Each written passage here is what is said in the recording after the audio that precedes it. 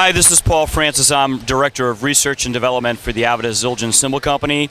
You're watching Sam Ash, and we're here at Winter Namm 2014, and I'm going to take you through the new products for Zildjian. For 2014, we have a new series called Kerope.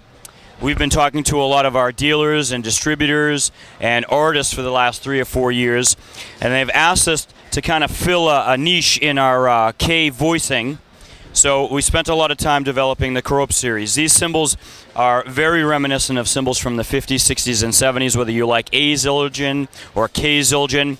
We drew upon all kinds of old cymbals to design these. As you can see, these are hammered like a K, and we really investigated how we do Ks, K custom darks, K Constantinoples. We looked at how we were lathing the cymbals, the cup shapes, and also this finish. One of the most important things about the sound of the new Keropes is the cup. The cups start out very, very shallow, and then we individually hammer up each bell to its own shape, which really voices each piece of metal and makes it very individual. The finish on this is very unique because people have been asking Zildjian for a long time, can you make the cymbals look old? So we did a lot of research, and we were able to get this patina to develop right away. And as we did that, we realized how much it lent itself to the sound that we were trying to achieve. Now, a lot of people don't realize what the K is in K Zildjian, and it's Kerope Zildjian, and he ran the foundry over in Turkey from 1865 to 1909, and he really took cymbal making to another level.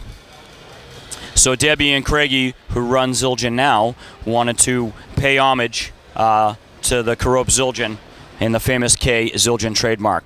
So in this line we have 18s and 19s, 20s and 22s, and 14 and 15 inch hi-hats. And one of the things that you'll notice, there's no model names on here.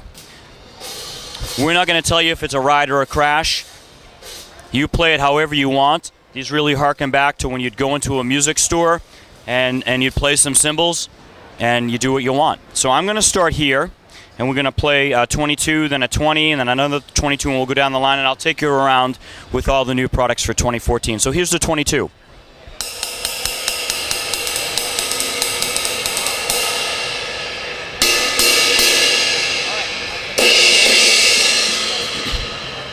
And one thing that you'll notice when I play the bell is very integrated into the sound of the cymbal rather than it being separated or very chimey. So when I play the bell, it activates the entire body of the cymbal as well.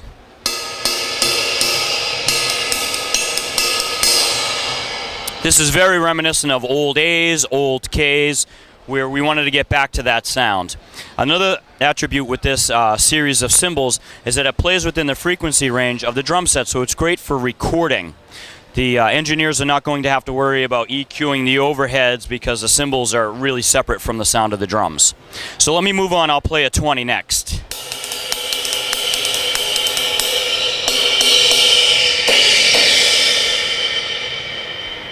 And like the 22, this bell starts off very shallow, and we hammer this one up too into its own shape, but it's not identical to the 22. Each size we really paid attention to and created the Kerope sound for each size. So I'm going to move down the line. We'll do another 22 and another 20.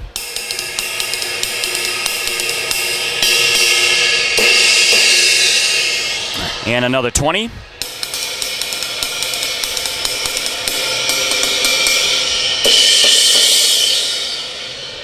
$22.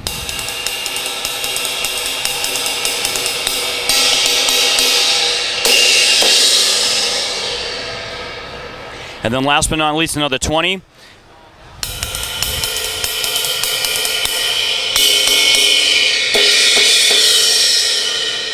We worked with several top artists: Peter Erskine, Steve Smith, Steve Gadd, Teddy Campbell, Kenny Aronoff, and Zach Danziger, who is a great New York-based musician, drummer, producer.